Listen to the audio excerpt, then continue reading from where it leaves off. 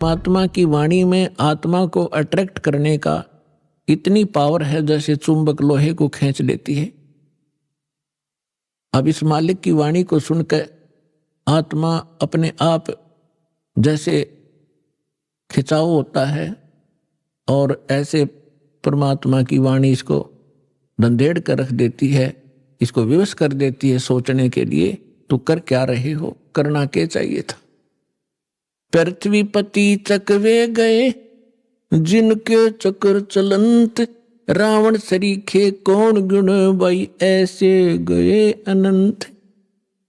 सर्व सोने की लंका थी वो रावण से रणधीरम, एक पलक में राज बिराजी जम के पड़े जंजीरम। सुखदेव ने 84 भुगती बना पजावे खरवो, तेरी क्या बुनियाद पुरानी तू पेंडा पंथ पकड़वो।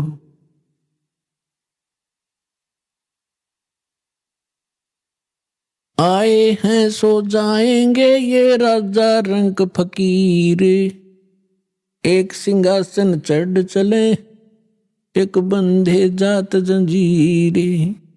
कबीर हरि के नाम बिना ये राजा रसब हो, मट्टी लदे कुमार के भाई घास न डाले कोई।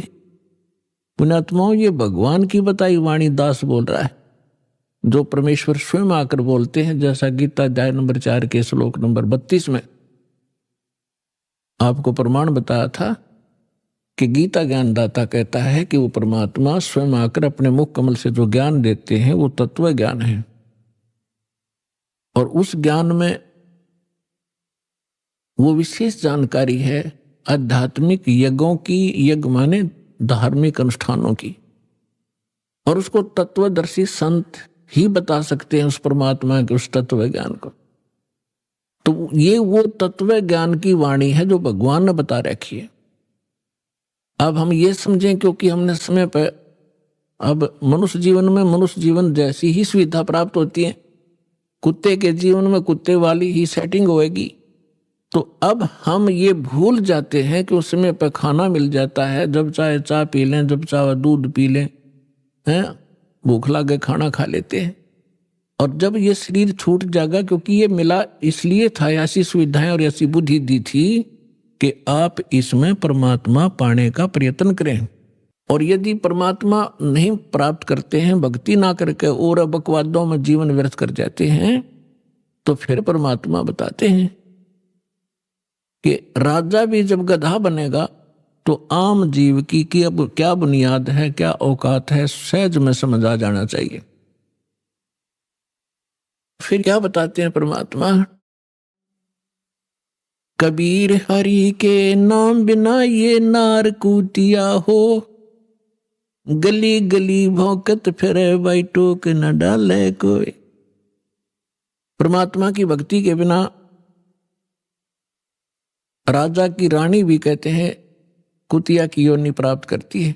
फिर बताते हैं, कबीर बीबी पड़दे रहे थी डोडी लगे थी बार, गात उगाड़े फिरती हैं वो बन कुतिया बाजार।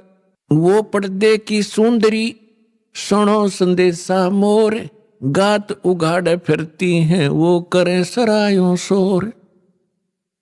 नक बेसर नक पे बनी पैरें थी हार हमेल, अब सुंदरी से कुतिया बनी भाई सुन साहेब के खेल। बीबी पड़दे रहे थी, इन राजाओं की रानियां, बड़े बड़े घरों की बहू बेटियां, इन मायाधारियों को हम बड़े मानते रहे। बड़े बड़े घरों की बहू बेटियां पर्दों में रहा करती थी, राजा की रानियों पर्दों में रहा करती थी, आगे उनके चौकियां लगा करती थी, कोई भी गैर व्यक्ति वहां फटक ना जा, और उसमें वो अपनी इज्जत माना करते थे। अब परमात्मा कहते हैं, बीबी पर्दे रहे थी और डोडी लगे थी बार, बार माने गेट का आगे चौकी पहरेदार खड़े रहा करते थे, और गात उगाड़े फिरती हैं वो बनकुतिया बाजार। वो पर्दे की सुंदरी और सुनो संदेशा मोर, अब गात उगाड़े फिरती हैं वो करे सरायों शोर। नकबे सर नकबे बनी वो पैर थी हार हमेल, और सुंदरी से कुतिया बनी, कैसा स्वरूप बिगड़ गया। और सुन साहेब के खेल। अपने आत्मा ये बातें कोई कहने और सुनने तक सीमित नहीं रखनी है, इनको अपने हृदय में जचाना है और इस पे बहुत विवेचन करना है। परमात्मा ने ये शब्द क्यों कहे। विचारणीय विषय है कि जो बड़े घरों की बेटियां बहुएं, उनको घर से बाहर जाना अलाउड नहीं था, उनकी इज्जत का नाश हुआ था। और जिस कारण से वो सत्संग और संत के विचारों से वंचित रही। जब वो रानी थी, सुंदर गहने पहना करती थी, आभूषण पहना करती थी, काजू किशमिश और बादाम युक्त हलवे और खीर खाया करती थी, क्योंकि उनके पूर्व जन्म की कमाई शुभ संस्कार उनके साथ थे। भविष्य में कोई चार्जर लगा नहीं, भविष्य में कोई उनको ऐसा संत मिला नहीं, भक्ति करने ज्ञान सुनने का कोई अवसर ना मिलने से उन्होंने मानुष जीवन बर्बाद कर दिया। काजू किशमिश बादाम के हलवे खीर खाया करती थी और झूठा छोड़ा करती थी, उनकी नौकरानियां खाया करती थी। एक परमात्मा की भक्ति ना करने से वो अगले जन्म में कुतिया की योनि में जाती है। अब कुतिया के जीवन से आप खूब परिचित है।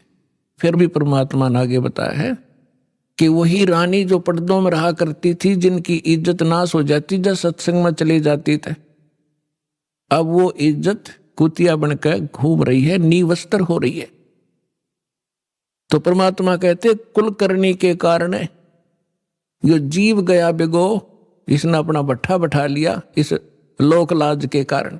और जब ये कुल के कर लेगा, जब तू चार पाया का हो, गधा बनकर कुतिया बनकर घूमोगे, जब ये तेरा खानदान तुझे क्या सहारा देगा। तो इसलिए परमात्मा ऐसी ऐसी चोट मारा करते थे, इस सुती आत्मा को जगाया करते थे जगह जगह खड़े होकर।